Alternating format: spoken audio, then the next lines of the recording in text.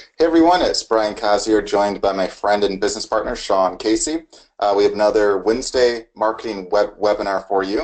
And on this one, it will be all about how to get um, the maximum results from the minimum amount of effort, as well as what factors in your business are the most important that you should try to basically focus on. And we'll give a bunch of tips and stuff and basically identify all those for you in just a bit here. But as a quick announcement, since I know there's at least a chunk of you from the UK, I think sometime next week your clock changes. So it will be basically, I think, a 4-hour difference instead of 5, but make sure to basically double check that from our Eastern time, which we basically start at 2 p.m. Eastern time, which is right now. But again, next week, if you're in the UK, that will basically change. But a week or two after that, our clocks change, so it will go back to being normal. But again, it will always be 2 p.m. Eastern time, but just make sure to double check that for next week in case you show up at the wrong time. So just a heads up for you there. So without further ado, we'll get the show on the road here. So once again, my name is Brian Kaz, and on this call, we'll talk all about how to get, again, the maximum results from the minimum amount of effort and what factors you should be trying to focus on, which ones are the most important to you. So this will be, I think, a pretty good wake-up call for a lot of you, and hopefully give you a lot of good tips on how to, basically focus on what makes you money. So with that, oh, my screen just paused up here for a second. There we go. All right, so again, welcome to this call. It's again every Wednesday at 2 p.m. Eastern time. We'll have a live training and/or Q&A call for our members.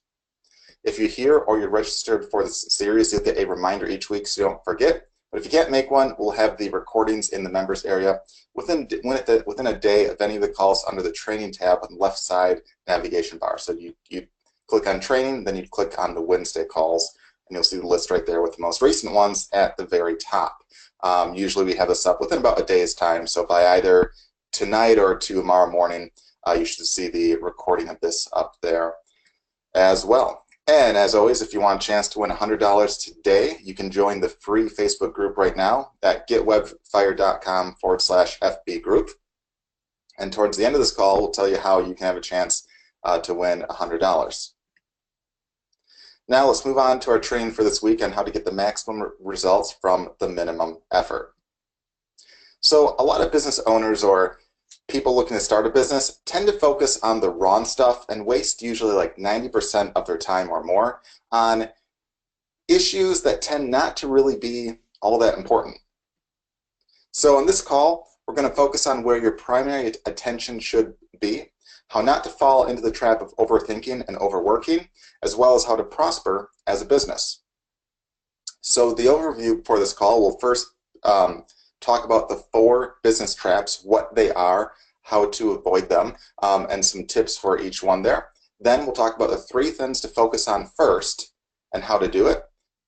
Then we'll move on to the Q&A. So if you have any questions related to this or anything at all related to marketing or anything like that, you can feel free to ask, and either towards the end of this call, I'll answer them live, or Sean or Sharon can answer you as I talk here as well. And then at the very end, we'll do the cash giveaway where you'll have a chance to win $100 on the spot today. So let's start first with the 4 business traps. Business trap number 1 is trying to be a perfectionist. Nothing has to be 100% perfect. In fact, it is probably impossible to get anything absolutely perfect. And you don't need to wait days, weeks, months, or years to pick the color of your website or edit every word of an ebook. I can't tell you the number of people that focus on the stupidest of little things. And it's not that they're trying to think of, gee, does this look better or that? That's perfectly fine. But if you're thinking about that for days or weeks or months or even in some cases years, you're really focusing on the wrong thing.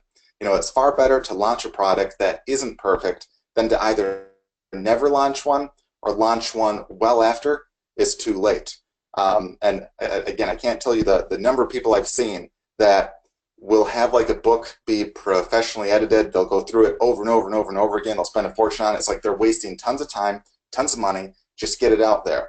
Same thing with a website. Doesn't have to be absolutely perfect or pretty, just get it out there. You don't have to be perfect. Or even if you're trying to rank a site, you don't have to have everything be optimized, 100% or anything like that. That's oftentimes almost impossible to actually do everything right there. Just do what you can and get it out basically as quickly as you can right there. Now, a pro tip is I see this a lot when it comes to upsells.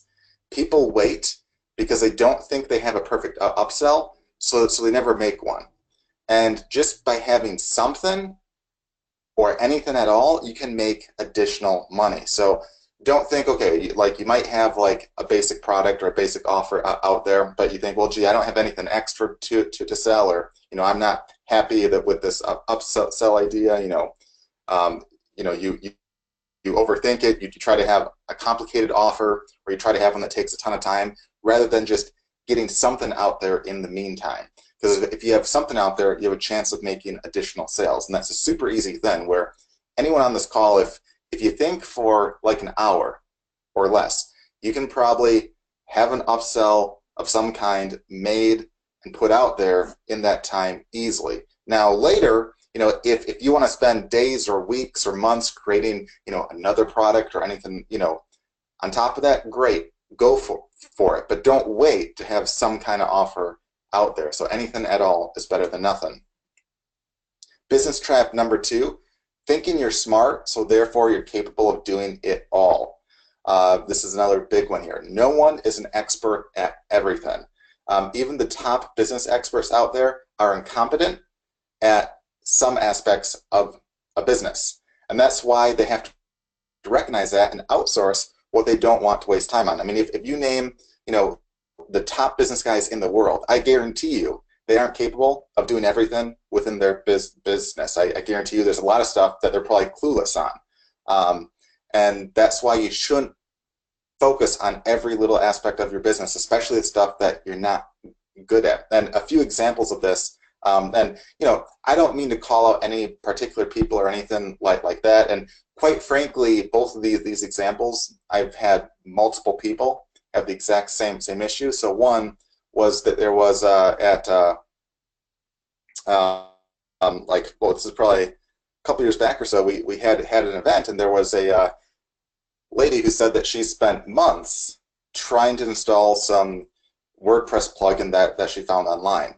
And she was trying to install this on her site, and she couldn't figure it out, and yada yada. And she wanted to know, how it was all done. And rather than waste time saying, hey, maybe try this, try that, try this, it was, why don't you just go to Fiverr and hire a guy for $5 to install the plugin for you? And her response back was, well, I'm not stupid. I can figure this out myself. And the thought back on that is, well, they're not stupid for not being able to do that. I mean, quite frankly, even myself and Sean, there's a lot of stuff within our business that we're probably not the best at. That's why we have help with it. But it's, you're not dumb if you don't know how to install a plugin. You're not dumb if you don't know how to do a particular aspect of your business. But I think you're not being smart if you're trying to focus on that for months. So literally, this person was saying that months of her time, was worth less than $5. So I mean, think about that.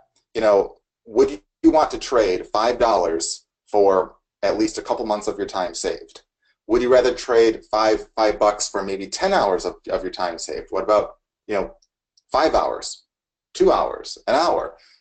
Think about that and put that in perspective right there. And if you're wasting a ton of time on this minor little thing, you should really look at maybe what you want to do, or maybe if you want to outsource that. Another example about people trying to overthink and trying to be like an expert in everything. There was a person at an event once, and there was a Q&A panel, and the person asked the question of, what web browser should I use, for my internet marketing business?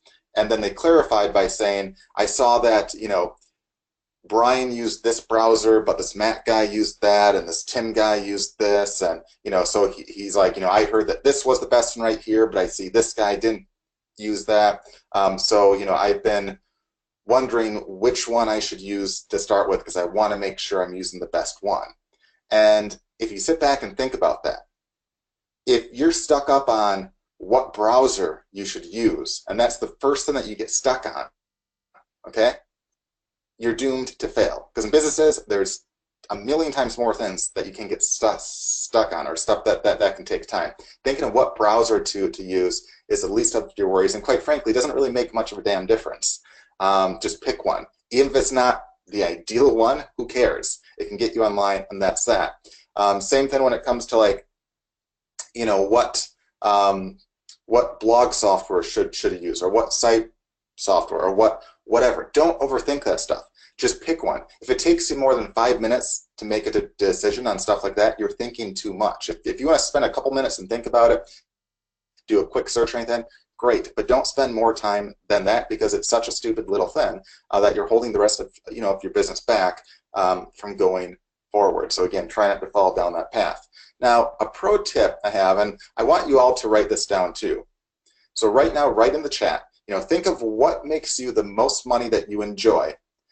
And then based upon what you do there, what makes you the most money that you enjoy within your business, I mean, and then what you think your hourly value is. So what do you value your own time at? What is 1 hour worth to you? I want to see you type in a dollar amount right there. What do you think 1 hour of your time is worth to you right now? I'm not saying what you want to be paid or anything like that. What do you think it's worth to you right now? Let's see what some of the answers are here.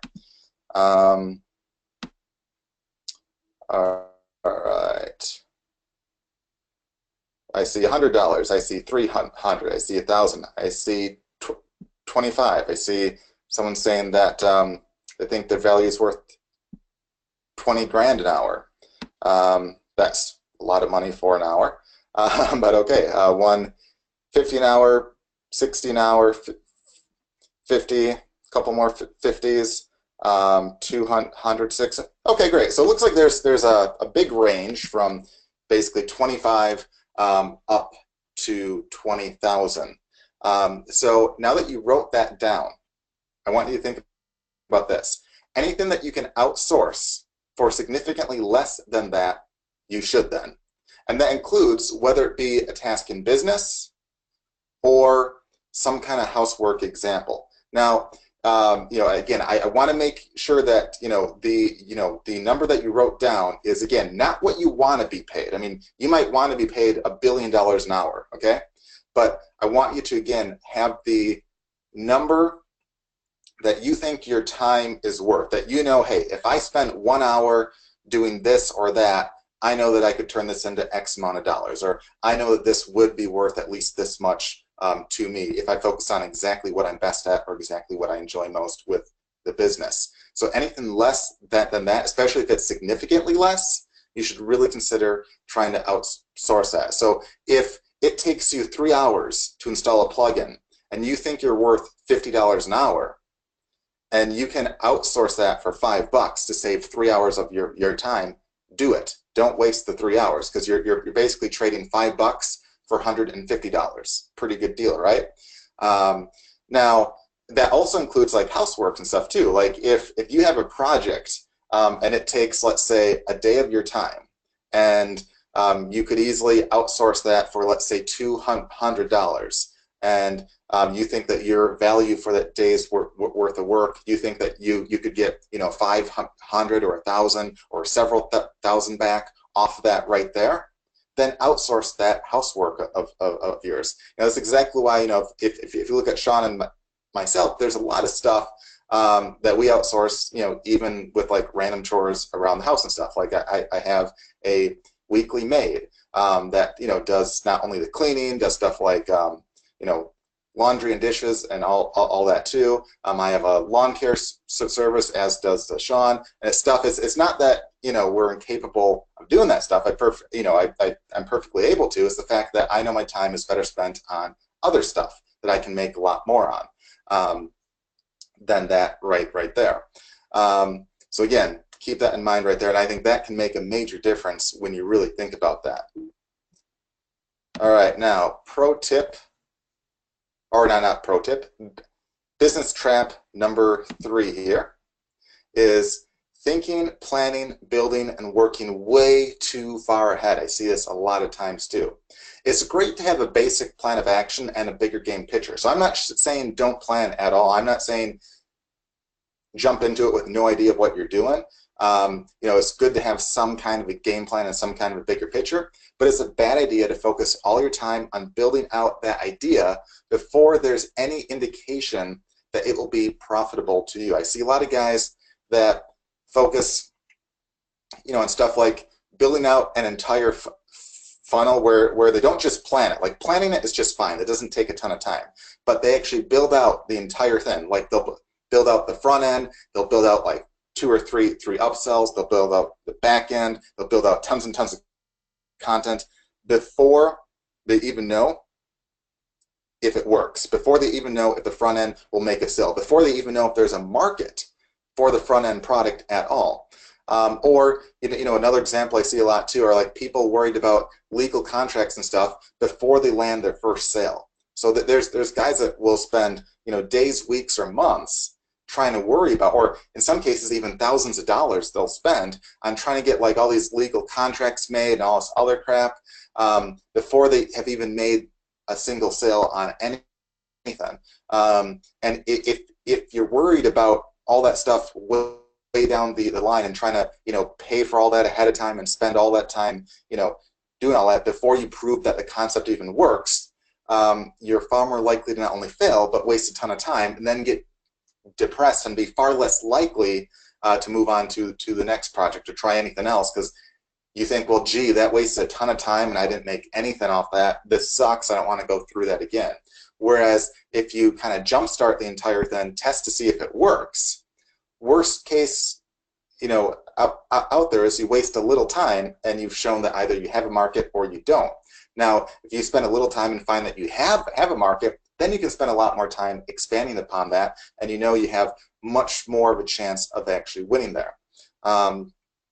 So a pro tip with that is, if you have a new idea, one thing that you can do is test out a simple opt-in page with, again, a simple relevant offer either to your list or to a small amount of paid traffic, just to see if it converts. It doesn't even have to be a paid product. It doesn't even have to be a product that you make. It could be something that you buy rights to. It could be something like, it could be an opt-in offer where you give like a free one-page report out.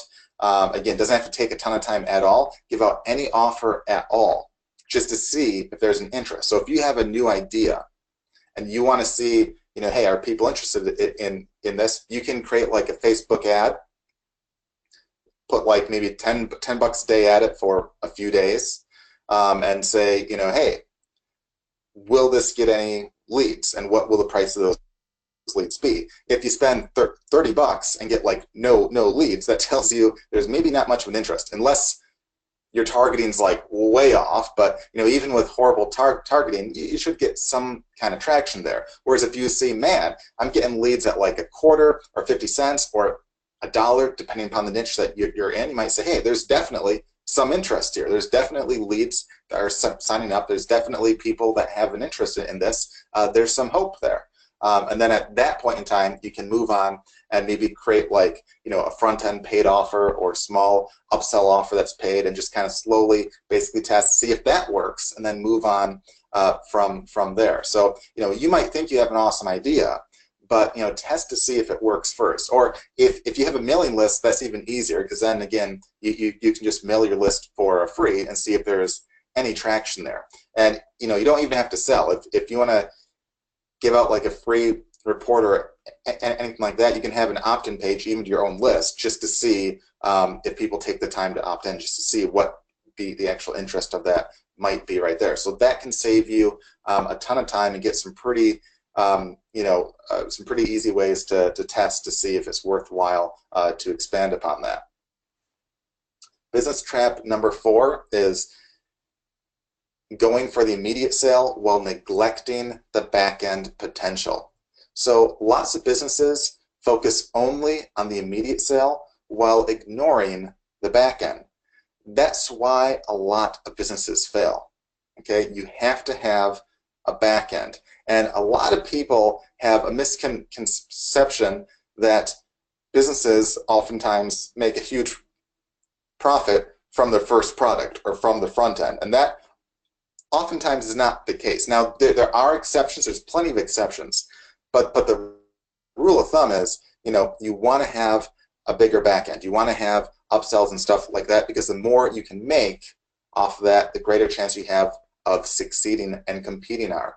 Here's a few examples. If you've ever seen an infomercial, okay, you've seen some crazy deals that they'll have there. Where I've seen stuff where it's like, hey, for like 10 or 20 bucks or 30 bucks, you get like a gadget and all that stuff, and oftentimes it seems like a really awesome deal. And in some cases, yes, they might make somewhat of a profit in terms of like their raw cost of the item itself.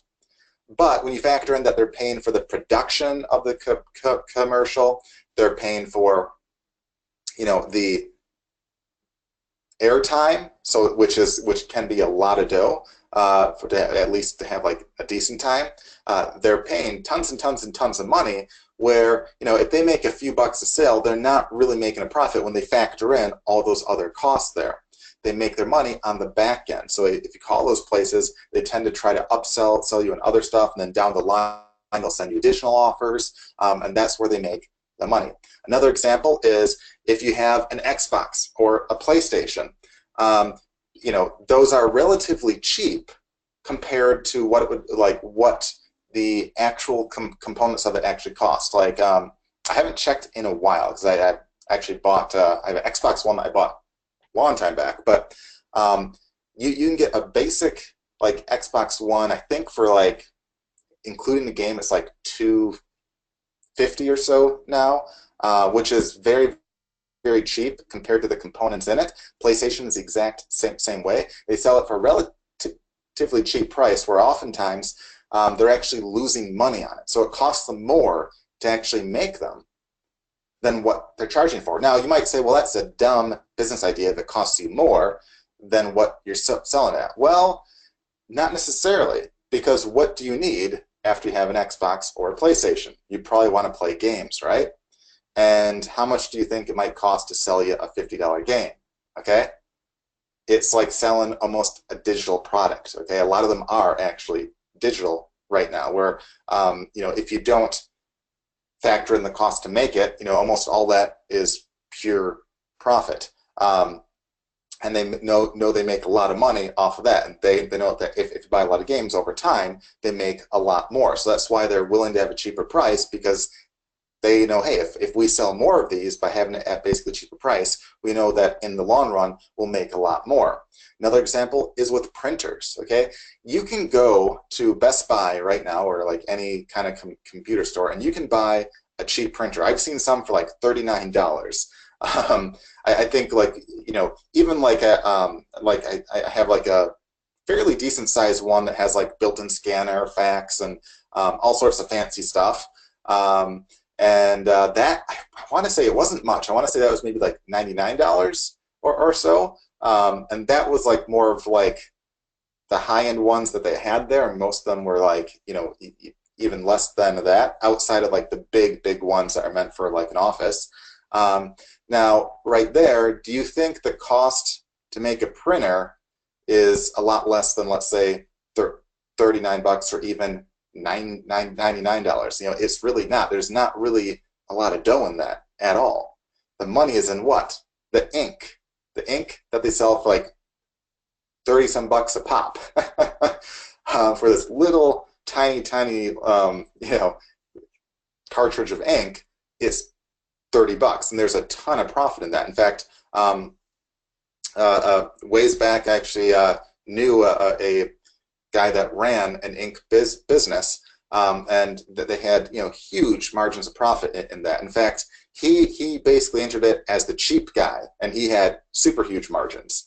And whereas the name brand places were having margins that were ridiculously high, and because that's where they made their money. And they know, gee, if they get you to get their printer, they can kind of force you to buy their ink. Now, realistically, could all printers be made to use the same kind of ink? Most of them, sure.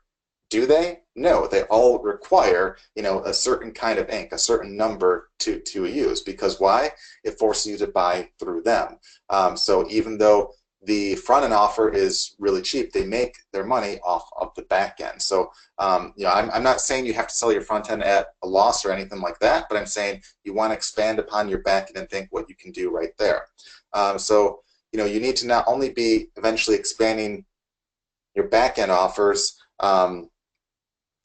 after you have a successful front end offer, but you absolutely need to be building a list at the same time, because if you have a list, then you have more of a back end. You can mail those guys more. You can make more money off them. You can sell more products, whether it's your own offers, whether it's affiliate offers, whether it's anything that you want.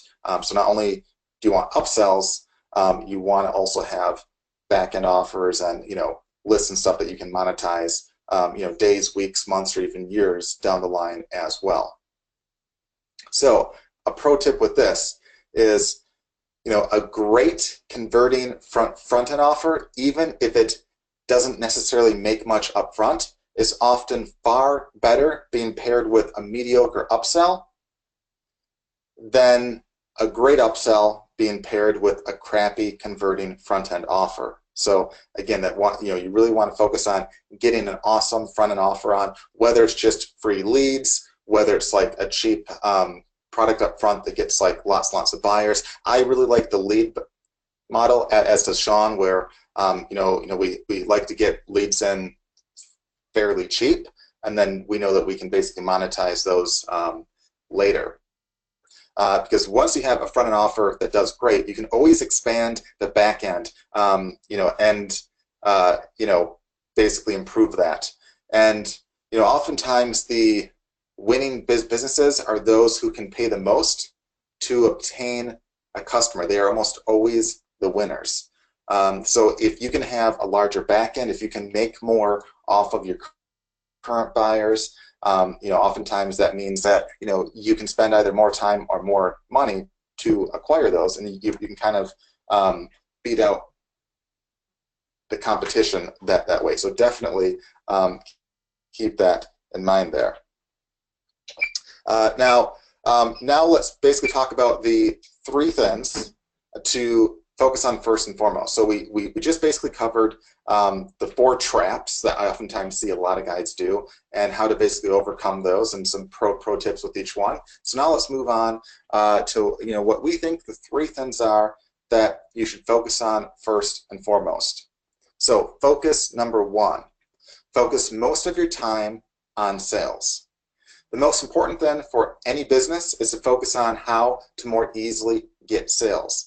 If you're not hustling for sales or doing much of anything to get them, whether directly or indirectly, you're almost certainly doomed to fail. Now, what I mean by directly or indirectly is this. So, if you're selling a service, let's say, selling directly would be if you reach out to basically prospects out there, or you advertise to prospects out there, or you email them or call them, or whatever it might be.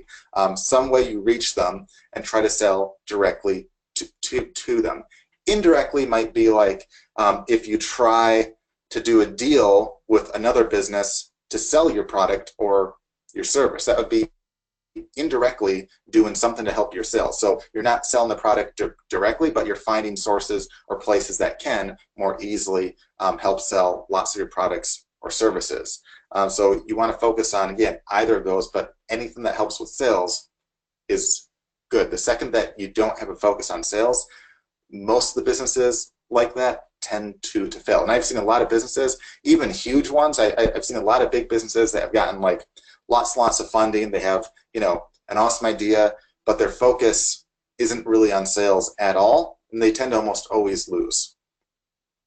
You want to reach out to prospects yourself, put offers together, mail your list, and also You know, you also want to, on that same note, you know, if you don't have a list, you know, obviously build one, but you also want to get content out there with sales offers. So again, reach out to prospects, put offers together, mail your list or build one, get content out there with sales offer, basically anything that can help you get prospects and get sales. You want to be one of your main focuses right now. And again, really reach out. There's a lot of people that are like almost afraid to really go out and try to be salesy or try to land sales. You have to eventually kind of break that barrier, you know, if you want to make sales at anything. Now, a pro tip here is it's oftentimes much easier to focus on the bigger fish for maximum profits, as you'll find your efforts can pay off much better and faster. So if you know, like let's say you have a service. Let's say you sell SEO, or let's say you use Webfire to help sell SEO. You know, you could certainly focus on like the smaller guys that you charge like, you know, $100 a month for, that, you know, like they're smaller business that can't really afford much. You know, and if you spend a lot of time trying to chase those guys down, yeah, you might make some sales, but it's a lot of work, and it seems like not always necessarily worth it.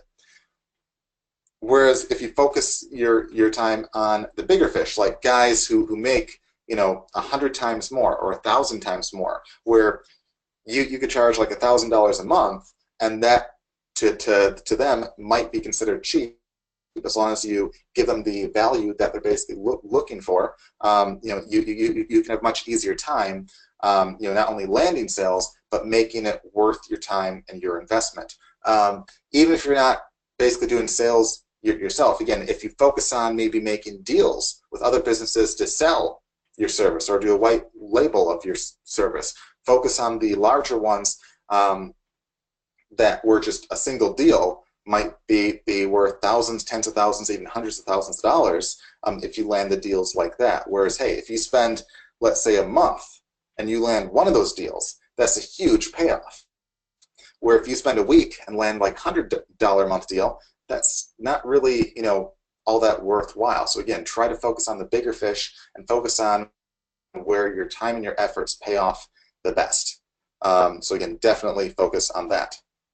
Focus number 2, getting proof of concept and creating similar offers. So whether you're selling your own products or services, or if you're just an affiliate, you'll first want to focus on getting proof of concept to see if what you have will actually sell.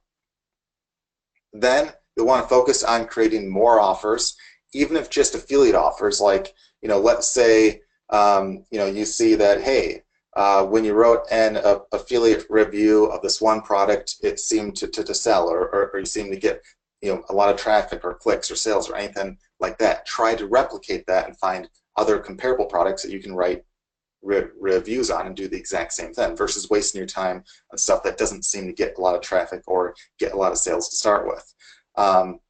And you want to research and see what others are selling, what the feedback looks like, get a best guess if it's selling or not. And I oftentimes get asked, well, how do I know if another product is selling well or not? And to that I say, use common sense. Because in 80 to 90% of the cases, you'll have a pretty good idea if a product is selling just by taking a couple minutes to do some research on it. If you search on Amazon, you know, are there reviews of it? If there's 0, is it possible it sells a lot? Sure, but more than likely it might not be.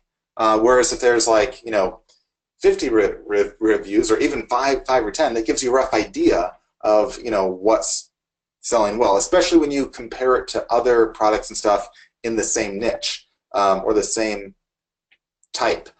You can get an idea of what seems to be selling more or less there.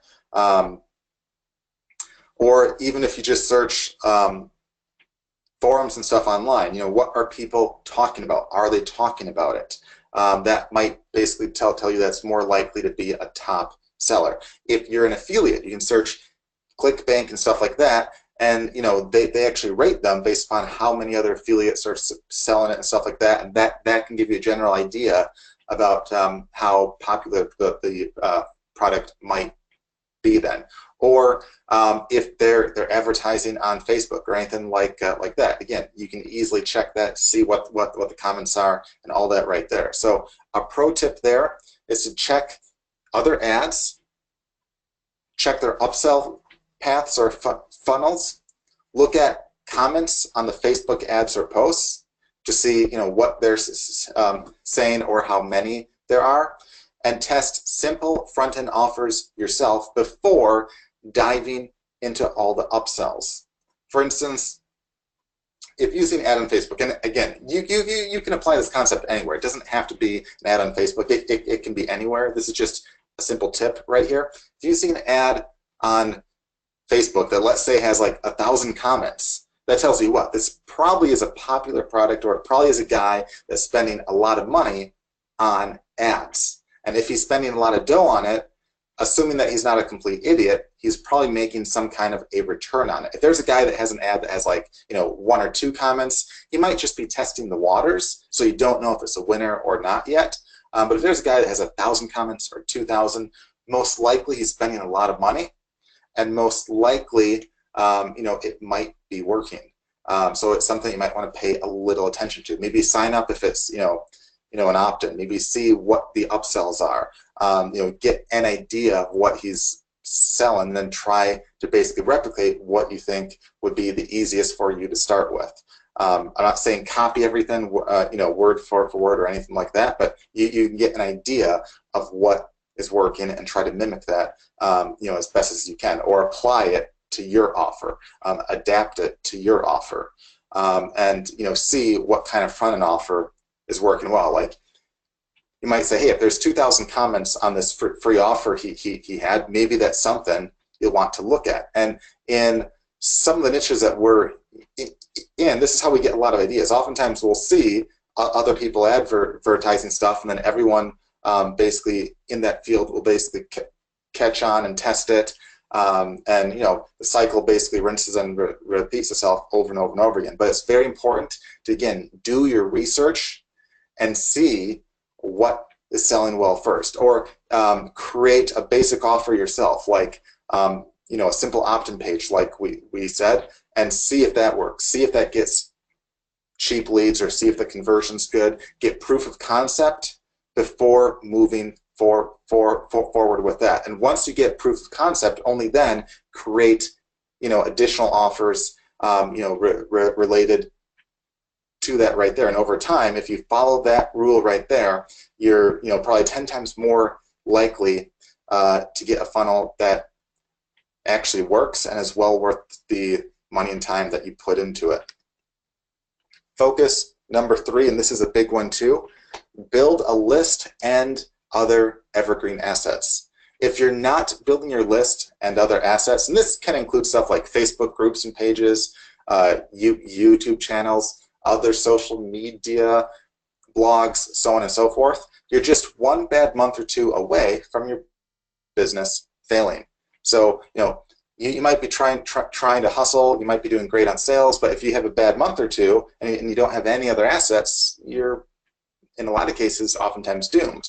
Whereas if you have some of those assets, you have something that you can fall back on and make more money off of. Now, I'm not saying you need to have all of these assets, okay? I'm not saying you need to have all that stuff. You don't.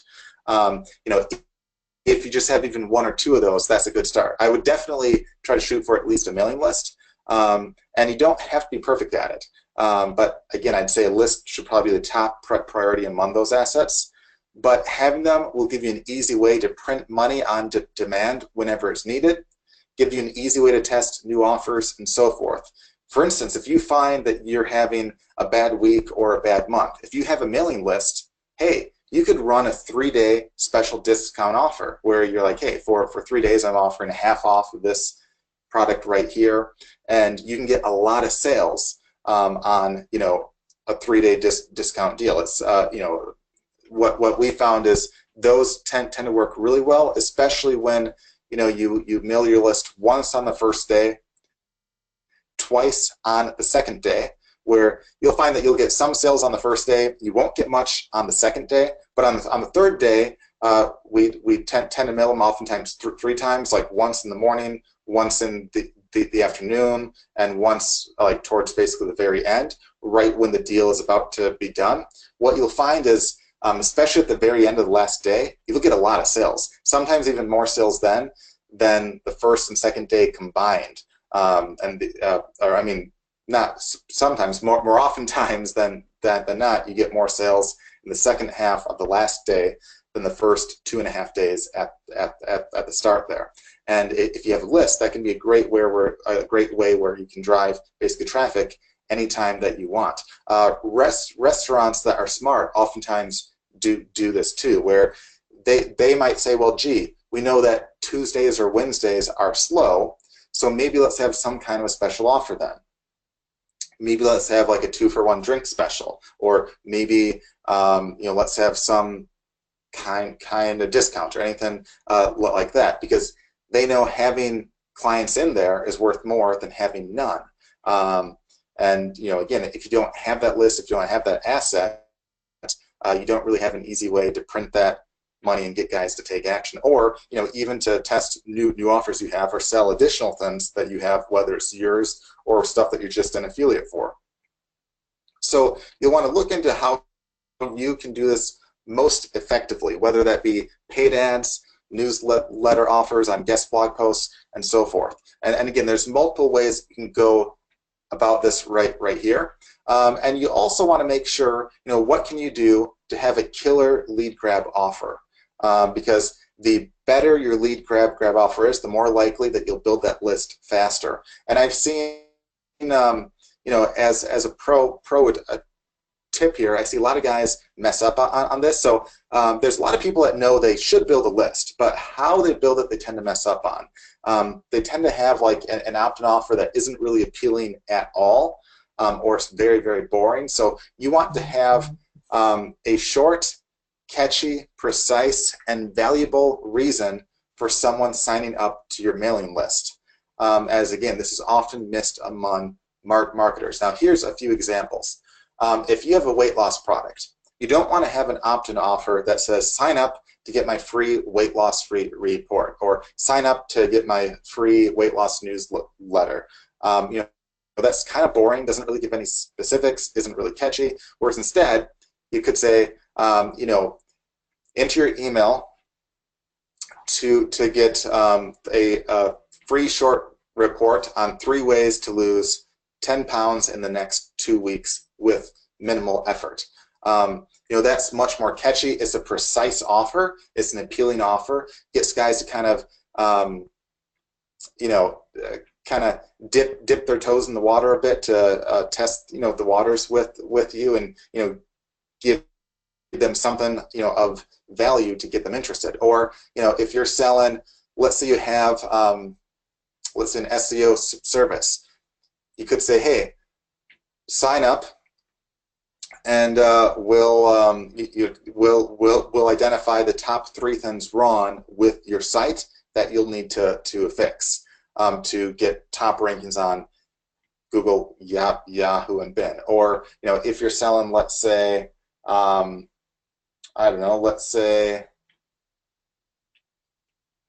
trying to think of like another random business. If you have, let's say, a course on let's say internet marketing, or how if you're a consultant for businesses or stuff like that, you could say, hey, enter your email to learn the the quickest 3 ways that a business can add X amount of money to their business in less than 5 minutes. And it could be, again, you could talk about tips like creating upsells or whatever it be, but you want to have a clear, precise offer to sign up. Or if you have an offer on, like, let's say, for whatever reason, we always have a handful of clients that are in the alternative medicine field, or alternative therapy and stuff like that.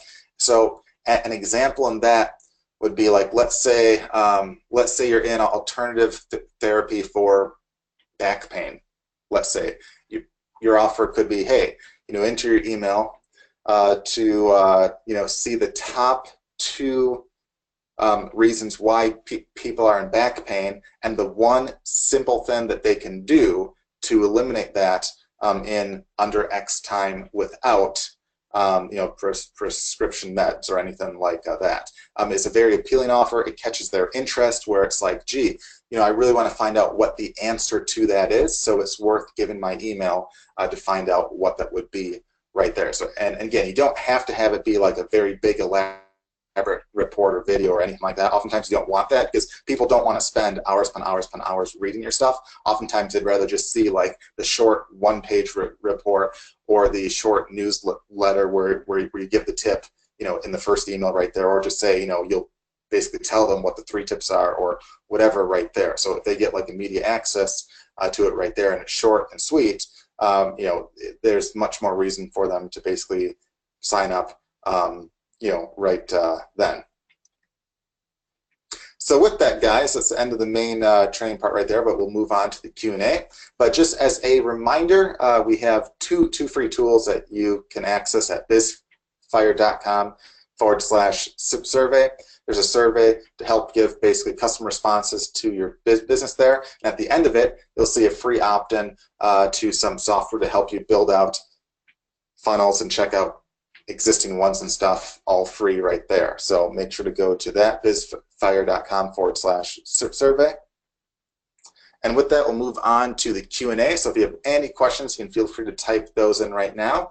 And then shortly after that, we will do the cash giveaway. Now, this is how that works. I know a lot of you have been on a lot of these calls, but for those who are new, what you want to do is you want to join the Facebook group, which is free. And you can go to getwebfire.com/FB group. Again, that's getwebfire.com/FB group. It will forward you to the Facebook group page for a Webfire. You'll want to sign up or click join. If you're not, it's free. Sharon will approve of you, usually within like a minute or two, as long as you do it like right to now. And then she has a post at the very top, basically dated from probably like an hour ago, where she says, hey, what did you guys think of today's call? If you leave a comment within that post, so within that post, leave a comment. Try not to have it left in like another post or outside that post, because it makes it like way more hard to actually count those.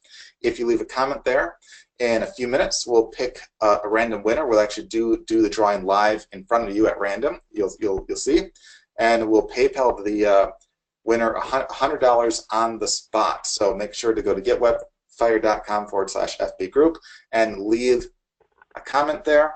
And of course, if you share and like and all that, we always appreciate that too. But if you leave a comment, basically saying what you thought or any suggestions or anything like that, we'll pick a random winner in a few minutes' time. And as Sean basically mentions any questions, I will pause the screen and I'll show the Facebook group really quick for those that are new. So Sean, if there's any questions or anything like that, you can feel free to chime in. Oh, good. Since you're going to Facebook, you're going to be able to answer Hannah's question. Because her question related to how do you see comments on ads on Facebook, because she said she never notices comments on ads. So I need you to go to Facebook and scroll so we can look at ads and have fun. All right, let me find an ad first real quick. So I'll have, give me like a second to, all right. And be faster, be faster. All right. It's not like there are no ads on Facebook. Yeah, so here's my Facebook right here, and the second post is an ad. And it's Jibo, which is a little AI robot thing. So if we see, here's the ad itself. Now, some ads will be videos, some will just be text. But what you want to do is you want to look down where it says comments, shares, views, and all that. That will give you an idea of how popular it might be. So in this case, because it's a video, it will share, the number of views and stuff. There's other ads that we can scroll through and look at, but if you look at the comments, there's 124. That gives you that, hey, this is probably shared a decent amount right there. We can scroll down here and kind of go through and see what they're actually saying. To get an idea, there's a lot of people saying it's too expensive.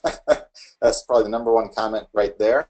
So in this case, if you're looking to compete in the artificial intelligence home bots, the feedback is, hey, this is too expensive, especially when the Amazon Echo and those guys are like 100 and some bucks. This is like 8 times that.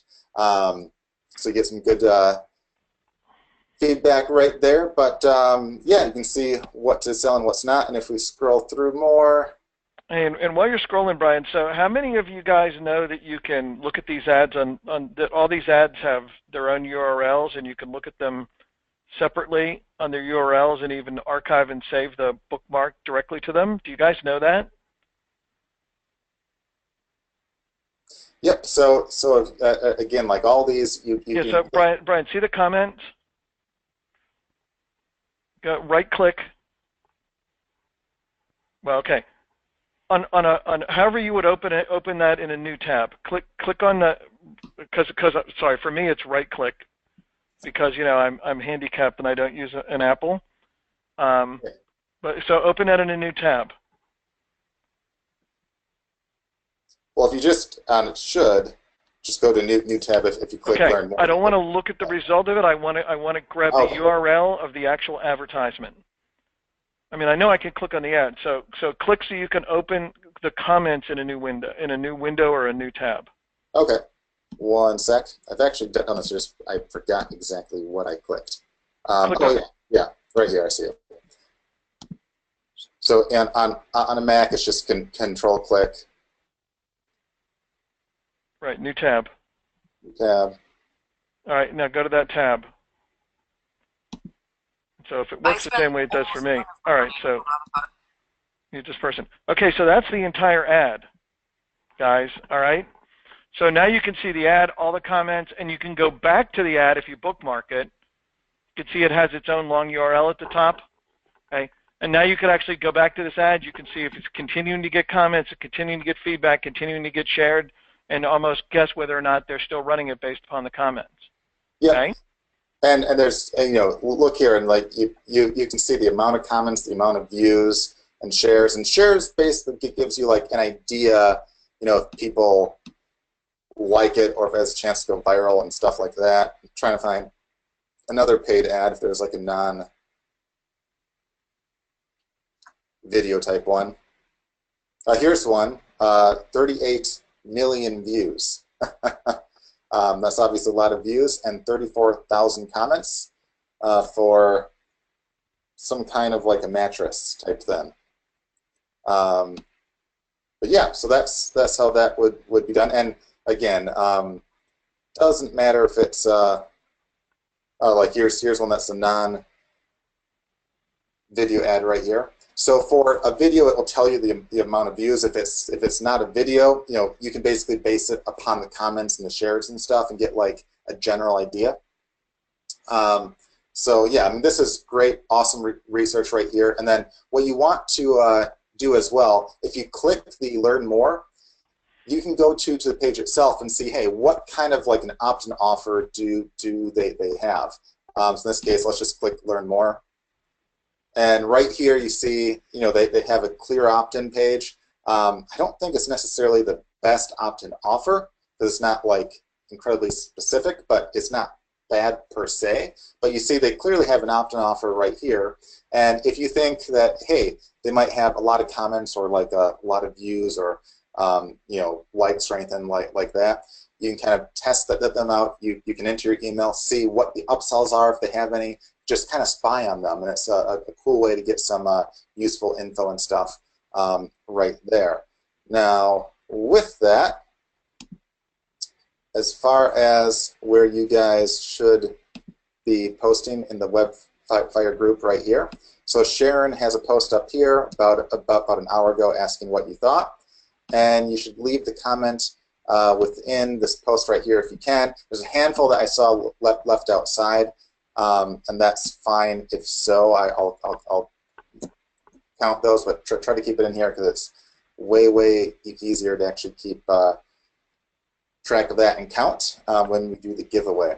But with that, Sean, we'll do the giveaway in maybe a couple minutes here. But were there any other questions or anything?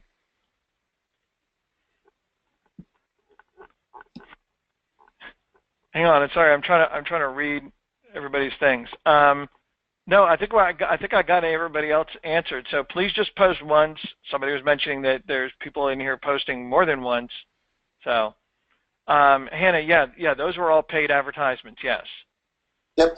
Same concept. I mean, it's the same concept if someone has a big Facebook fan page following and makes a post on their fan page that gets liked and shared and commented. It's the same concept, but what Brian was talking about before was paid ads, so that's why we showed you that example. Yeah, and I'm sure the majority of you know this, but just in case, to know if it's a paid ad or not, it will say sponsored at the very top. So just keep that in mind right there. I'm sure most of you know that, but if not, I know there's oftentimes a lot of posts that are from guys that look like ads, but they're not officially paid ones. You can just tell by basically looking right there. So with that, should we maybe do like a 10-second countdown and then we'll give away? Yeah, give away money, send people off to take action. All right. All right, so count down from 10. 10, 9, 8, 7, 6, 5, 4, 3, 2, 1. All right, I'll refresh just in case. And all right, it's this one right here. I see there's a handful of people that left a comment outside of that, so I'll count those this time. I'll first count the ones outside. See some posted outside, so I will count those first. All right.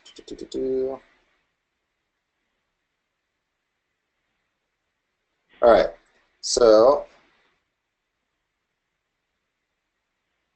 1, 2, 3, 4, 5, 6, 7 plus, ones that wrote in the right place, 38. So we have 45 comments right now. So Sean, what do you think the winner will be? I'll do 1 to 45. 42. That makes it hard to actually count then. Actually, that wouldn't be too hard, but it'd be outside the dimension. Oh, 29, so right in the middle. Kind of annoying. All right. So 29. Let's see who it looks like as a winner. All right. But no sense just using their name if it doesn't 1, look like 2, them. 3, 4, 5, 6, 7, 8, 9, 10, 11, 12, 13, 14, 15, 16, 17, 18, 19, 20, 21, 22, 23, 24, 25, 26, 27, 28, 29. All right, Francis. Francis Fillion, if this is you or looks like you, congratulations. You are $100 richer, or you will be, as soon as you give your PayPal info to Sharon in the chat box. So just basically type in your PayPal email, and she'll PayPal that over to you right away, right here. So again, congratulations to Francis for being this week's Wednesday Marketing Webinar $100 winner. So again, every Wednesday at 2 p.m. Eastern Time, we'll give $100 away. And again, as a side note, I made this announcement at the start, but I know a bunch more signed in a bit late. If you're from the UK, you do have a time change at some point, I think this weekend or so. So next week, it will still always be 2 p.m. Eastern Time, but I think that will be a 4-hour difference instead of 5 or something like that. Then the week after, our time zone will change, so it'll be back to the normal time. But make sure to keep a lookout on that. It will always be 2 p.m. Eastern Time right there. So Sean, is there anything else you want to? Yeah, Brian, I had an idea. What's your idea? Okay. Well, it's going to cost you money. Let's So hear I it. had an idea, and this is truly random, that I had this idea. So I'm going to ask you if it's okay if we do this in front of all the people who were smart enough to have stayed to the end of the webinar, because the only people that are going to even know that we decided to do this are the smart people who stayed this long. Okay. So all of you smart people, here's what I was thinking about doing, but I can't do this if Brian doesn't say it's okay. Lots of pressure. So I was thinking about giving out $50 next week, okay? Not lowering the 100 to 50, but giving out $50 to the person who by Tuesday of next week takes the information that Brian gave you today, puts it into action or analyzes it to how they can change their business and really apply and take action on what Brian taught you today, the person who does the best job of that. And so you need to go, we'll have the slides and everything posted up, later today in the members area and everything, but go take action, tell us what you did, what you're doing, how you're applying what Brian taught today, and get that information summed up in your actions that you're doing by the end of business on Tuesday next week. And for doing what you should do anyway, because obviously this benefits you and not us, we would give away $50, but only if Brian says it's okay, because Brian could just say, no, we're not going to do that. That sounds like an awesome idea. Okay, so Brian said yes, you guys can go take action and take some of Brian's money. Because I had the idea, so we're giving away Brian's money. Sounds fair. Sounds fair. Kind of. I think it's perfectly fair. All right, okay. guys. So, no, April, it's not 51 to everybody who sends us a letter. It's $50 to the person who takes the most action and accomplishes the most with what we just talked about. I'm not giving $50 to everybody who sends me an email and tells me they're awesome. So do you want them just to then write support at webfire.com? Yes. Alrighty. So you heard it there. Okay, so that's it. Now you can go take action and do what you're supposed to do anyway and maybe get more money. Alrighty.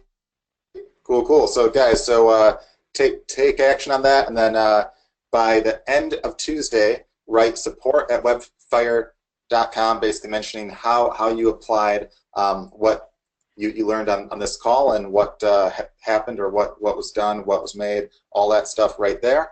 And we'll pick a second winner then. So next week we'll have a $50 winner for that, plus the normal $100 winner as well. So with that, guys, again, we want to thank you for joining us on this call right here, and we look forward to seeing you again next week, Wednesday at 2 p.m. Eastern Time. So with that, thanks much, and we look forward to seeing you guys then. Take care. Bye.